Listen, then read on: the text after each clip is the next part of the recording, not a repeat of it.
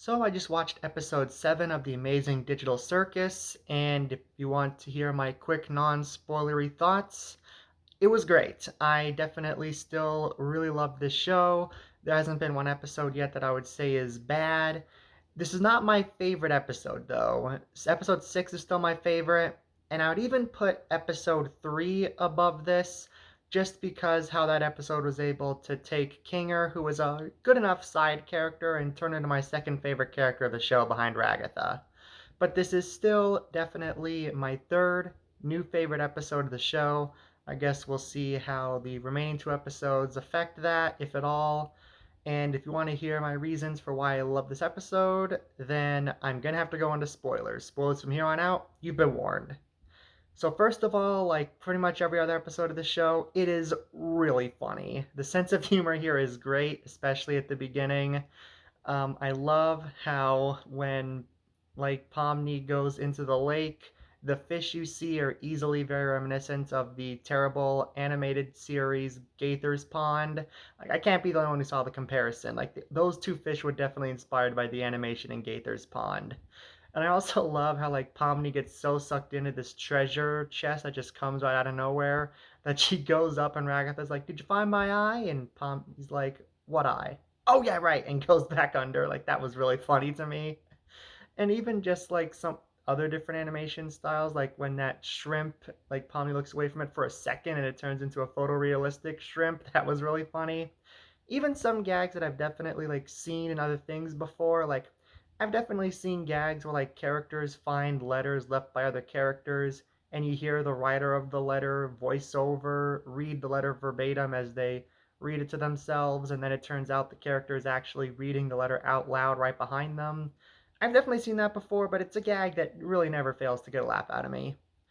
The heist that they're doing to get into Kane's office, like, I was able to figure out where it was all going. We'll get to that in a second, but that doesn't mean I wasn't still sucked in with how they were going to pull it off. I was definitely interested to see what they were going to do with it, and I really love some of the complications that go on, like when Jax tries to reach into Kane's mouth, and Abel said he's going to be out for a while, but then Kane wakes up with Jax's hand just in his mouth, and so Jax just to sit there and endure this dinner for even longer and find another way for him to glitch out was really funny, and it was interesting to see what he was going to do next.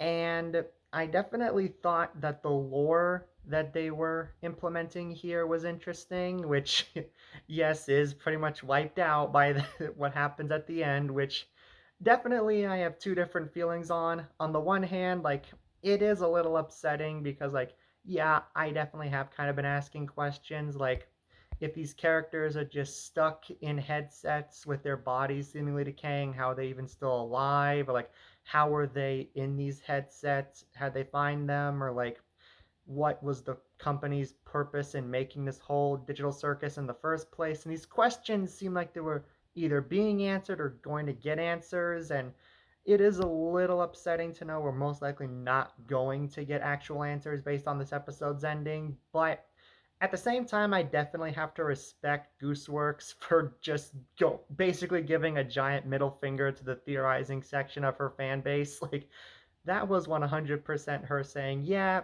all those theories you've been coming up with are wrong, and you're most likely not going to get answers, which I do definitely have to respect her for just going all out with her, basically polarizing an entire section of her fan base, which I mean, I guess we'll see what they do in the last two episodes. Maybe we will get at least a couple answers, but I'm guessing most likely not. And yep, with those things out of the way, we got to talk about that ending because, oh my gosh. So, full disclosure, I don't want to be that guy, but I called it from the beginning.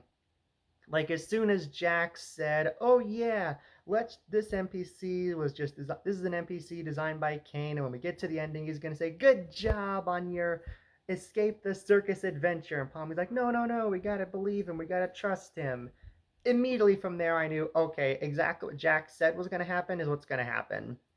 And yep, I was 100% right. I called it from the beginning, so it wasn't that big of a shock for me, admittedly, but it still worked for me for two reasons. One is that there were some parts of the episode that I started to doubt myself about whether that's what would happen.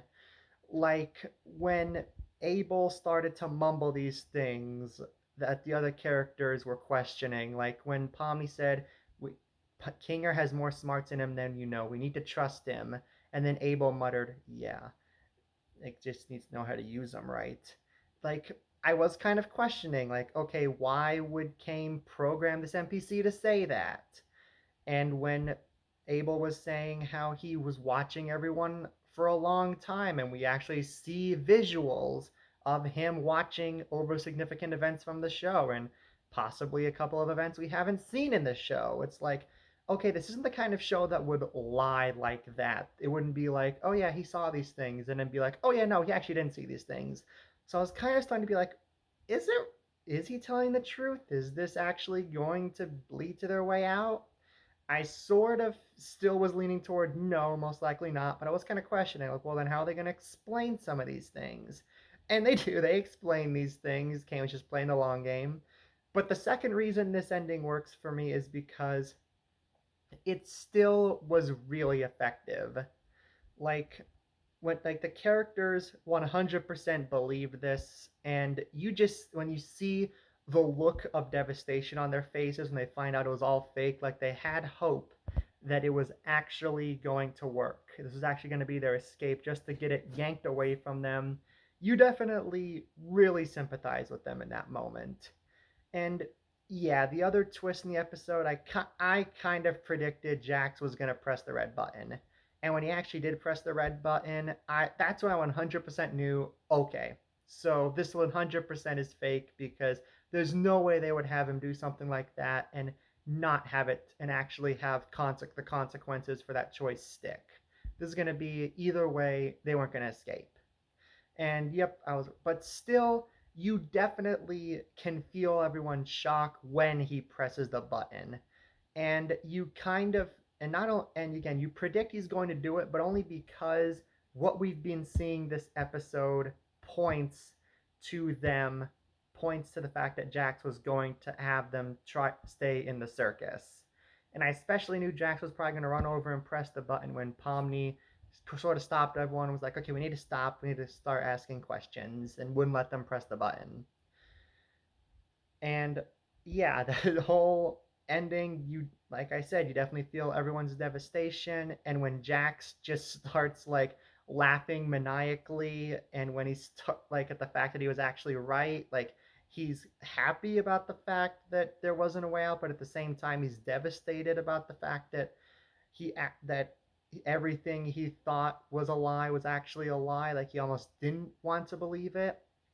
And then when he just starts hurling these accusations at Kane, which causes everyone else to start questioning him, like that's definitely one of the best scenes of the whole show, easily. Even if the whole episode is still my third favorite. And I also want, and yeah, I just again love how we just end the episode on everyone looking absolutely devastated, and everyone just looking right at the camera with these very shocked faces. And then that epic sax solo from the end credits starts playing. Again, I just love when these shows with upbeat end credits music end on a total downer note, but keep the upbeat end credits music. It's amazing whenever that happens. And one more thing I want to bring up, which I kind of neglected to mention earlier, the new locations that we do see are definitely visually interesting. Like I love how in Kane's office he has all these like snow globes or crystal balls that have all the different adventures that he's planned in the past in them. I love how like that scene where Jack starts hallucinating the like LSD hallucinations essentially, like that's most of the show. Even the best looking environments still have the feel that it looks like a like early 2000s game. But that scene where Jackson started hallucinating, that easily looks like it could pass for a modern day game. It's some of the best animation in the whole show, and kind of in my opinion surpasses intermission time in terms of weirdest moment of the show so far.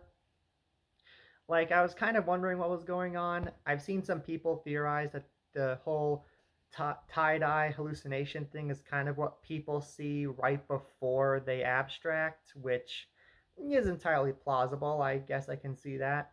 And yeah, the Mick, and I love the way I think they actually used live action in the quick flashes we see when Jax has the squiggly eyes right before he rushes to press the button, which was really cool. And yeah, those are my overall thoughts on episode 7. Really good episode. Obviously, definitely check it out if you are already watching Amazing Digital Circus. Like, you probably already watched it, honestly. I think most people following the show kind of watch it as soon as it drops. But yeah, definitely really good episode. I'm going to give it an A. So those are my thoughts on the Amazing Digital Circus episode 7. If you've seen the episode, be sure to let me know what you think down in the comments below. Thank you so much for watching. Be sure to subscribe to see more reviews like this in the future. And on that note, I will see you next time. Have a great day.